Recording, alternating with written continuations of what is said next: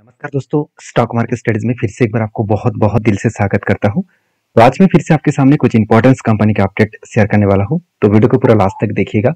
और अभी तक अपने चैनल को सब्सक्राइब नहीं किया तो जरूर कर लीजिएगा। कंटिन्यूसली इन्फॉर्मेशन और अपडेट्स पाने के लिए इसी चैनल के ऊपर बने रहिएगा।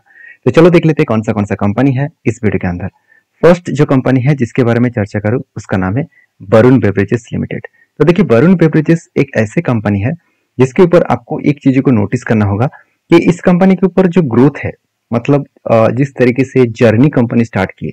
अभी देखिए जर्नी कहाँ से स्टार्ट हुआ, मैं अगर आपको स्टार्टिंग पीरियड से दिखा दूं तो कंपनी का जर्नी आपको देखने को मिलेगा 1970 से, एक्चुअली 1916 से कंपनी स्टार्ट हुआ। तब इसका प्राइस कितना था, सिर्फ 121 रुपीज। और आज कंपनी कहाँ पे चल रहा है, आज कंपनी का प्राइस देखने को मिलेगा करीबन 1400 के आसपास। तो 121 से 1400 तक जो जर्नी हुआ, क्या वो जर्नी कंटिन्यू पहले से ही रहा हुआ? बिल्कुल नहीं। कोविड के टाइम में, कोविड से लेकर कंपनी का जो परफॉर्मेंस हुआ, कोविड तक, मतलब कोविड तक जो परफॉर्मेंस हुआ तो को सिर्फ 200% का रिटर्न दिया था। और कोविड के बाद तो कंपनी सारे हद पार कर दिए। कंपनी का जो रिटर्न है वो करीबन करीबन 600% के आसपास देखने को मिला। तो 600% नहीं, माफी चाहता हूँ, और भी कुछ ऊपर जाएगा, करीबन 1300% के आसपास रिटर्न मिला कोविड के बाद। मतलब 13 गुना फंड कंपनी आपको बढ़ा चुके हैं कोविड के बाद। तो वरुण बेवरेजेस लिमिटेड जो कंपनी है इसके ऊपर मैं हमेशा बुलिश रहता हूँ। और इसके ऊपर देखिए यहाँ पे एक पैटर्न्स बना, एक रेंज स्टेट बना, यहाँ पे एक रेंज बना है, उस रेंज को ब्रेकआउट किया। ब्रेकआउट करने के बाद यहाँ पे रिटेस्ट भी किया। इस रिटेस्ट करने के बाद फिर से कंपनी ऊपर जाने का कोशिश कर रहा है। तो मेरा इस हायर लेवल के ऊपर एंट्री बनेगा और इसके नीचे, यहाँ पे इस नीचे स्टॉप लॉस बनेगा। तो एक बड़ा सा टारगेट लेकर मैं चल रहा हूँ। जितना मेरा स्टॉप लॉस है उससे 3 गुना मेरा टारगेट लेकर चल रहा हूँ। तो इस तरीके से टारगेट मैंने क्यों लिया उसके बारे में भी चर्चा कर लेता हूँ। उसके बारे में बात करूँ तो देखिए, सबसे पहले क्वार्टरली जो रिजल्ट है उस रिजल्ट के बेसिस में बात करूँ तो कंपनी का सेल्स दिसंबर मंथ में कंपनी का सेल्स सबसे कम देखने को मिलता है। फिर भी कंपनी ने क्या किया, इस टाइम में सेल्स को अच्छा किया, एक्सपेंस को कंपनी मेंटेन्स किए। उस बेसिस में कंपनी का नेट प्रॉफिट वो भी लगातार बढ़ते चले गए। मतलब कंपनी सेल्स को अच्छा करने के बाद, नेट प्रॉफिट को मेंटेन करने के बाद भी कंपनी के जो क्वार्टरली जो रिजल्ट है वो पिछले क्वार्टर की तुलना से कम हुआ। क्यों कम हुआ? क्योंकि दिसंबर क्वार्टर में इस कंपनी का जो प्रोडक्ट है उसका डिमांड कम हो जाता है। आप सभी जानते हैं वरुण बेवरेजेस लिमिटेड जो है, जो पेप्सी का ही ब्रांड है, जो पेप्सी प्रोडक्ट बेचते हैं, वो सर्दी के मौसम में उतना ज्यादा प्रोडक्ट नहीं बेच पाते, जिसके चलते कंपनी के ऊपर एक प्रेशराइज बनता हुआ देखने को मिल जाता है। बाकी इस कंपनी के ऊपर एज ए बैलेंस शीट के बारे में बात करूँ तो कंपनी के ऊपर जो रिजर्व है वो लगातार बढ़ता हुआ देखने को मिले।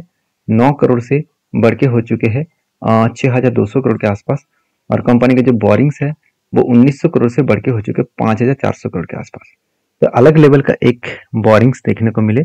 और उसके साथ साथ कंपनी का जो टोटल एसेट है, आदर्श एसेट के बारे में बात करूँ तो कंपनी के 650 करोड़ से आदर्श एसेट बढ़ के हो चुके 4800 करोड़। तो अलग लेवल का एक प्रॉफिटेबिलिटी यहाँ पे ग्रोथ और सॉरी अलग लेवल का एक प्रॉफिटेबिलिटी के साथ साथ एक एसेट भी बढ़ता हुआ देखने को मिले, जिसके चलते मैंने इस कंपनी के ऊपर टेल लिया।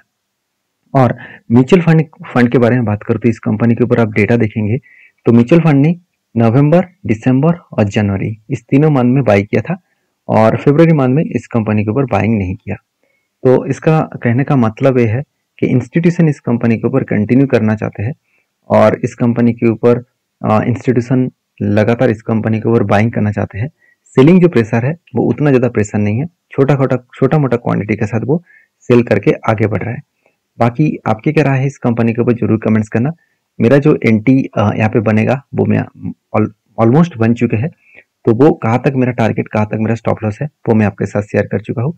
तो प्लीज इसको मैं कोई भी आपको रिकमेंड नहीं कर रहा हूँ, मेरे तरफ से कोई भी रिकमेंडेशन नहीं है। मैं सारी चीज आपको मेरे पॉइंट ऑफ व्यू से आपके साथ शेयर करता हूँ, क्योंकि आपको सीखने का मौका मिले, आपको सारी चीजों को जानने का मौका मिले। तो नेक्स्ट जो कंपनी है उसके बारे में चर्चा करूँ, उसका नाम है रिलैक्सो फूडवेयर।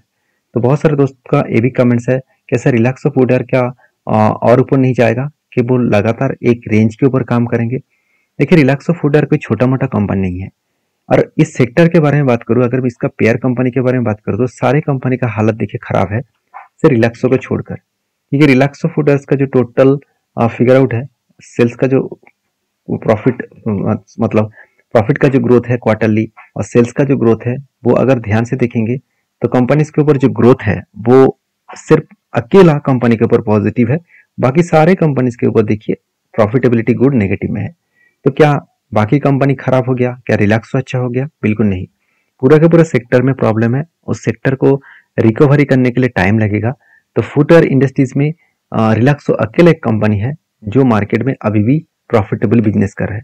जैसे क्वार्टर रिजल्ट देखेंगे तो सेल्स में कमी आपको देखने को नहीं मिलेगा, एक्सपेंस को भी कंपनी कंट्रोल में रखे, और जिसके चलते कंपनी का नेट प्रॉफिट वो भी आप देख सकते हैं इस अच्छा खासा लेवल में यहाँ पे बढ़ता हुआ देखने को मिले।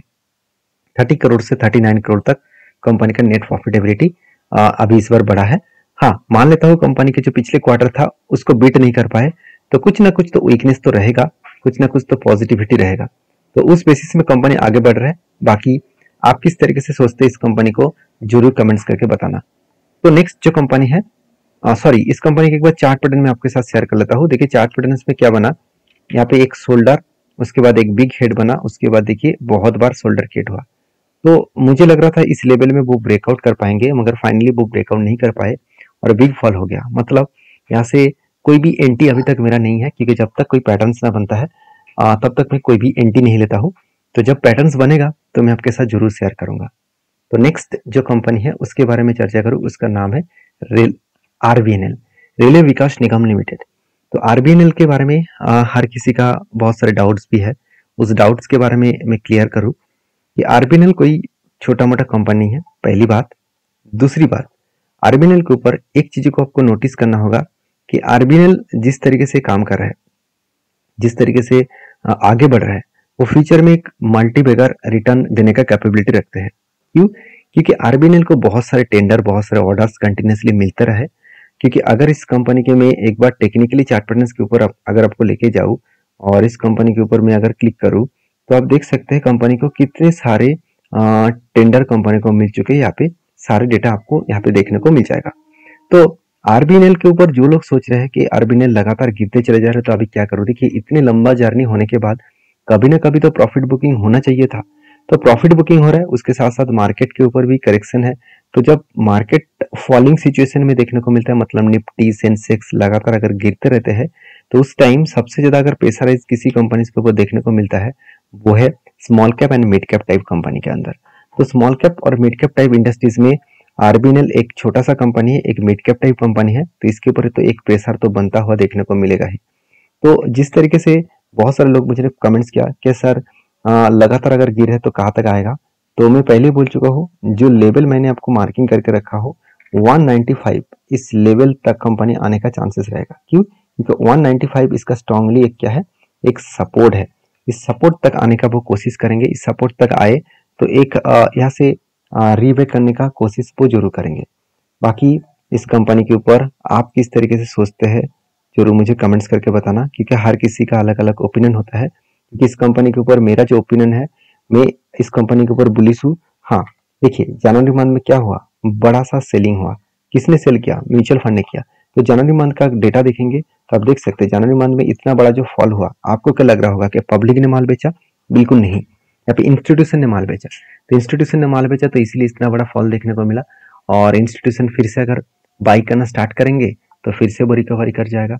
तो डरना नहीं है, अगर सही कंपनी के ऊपर अगर सही तरीके से आपने निवेश किया, मान के चलिए गलती से आपने टॉप लेवल में बाई करके रखे हैं, तो चिंता मत करिए, इस कंपनी फिर से आपको रिकवरी करके देंगे, ऐसे मुझे लगता है।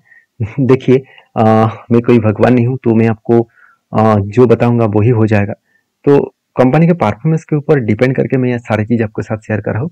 कि जिस तरीके से कंपनी को ऑर्डर मिला है, जिस तरीके से कंपनी काम कर रहा है और गवर्नमेंट भी रेलवे गवर्नमेंट को पुश कर रहा है, तो डायरेक्टली फायदा इस कंपनी को मिलेगा। तो बाकी इस कंपनी के ऊपर आपके क्या विजन है, आपका क्या मतलब क्या थिंकिंग है, जरूर मुझे कमेंट्स करके बताना। वीडियो में जानकारी अच्छा मिले तो प्लीज लाइक करना। मिलते नेक्स्ट वीडियो में, तब तक के लिए धन्यवाद।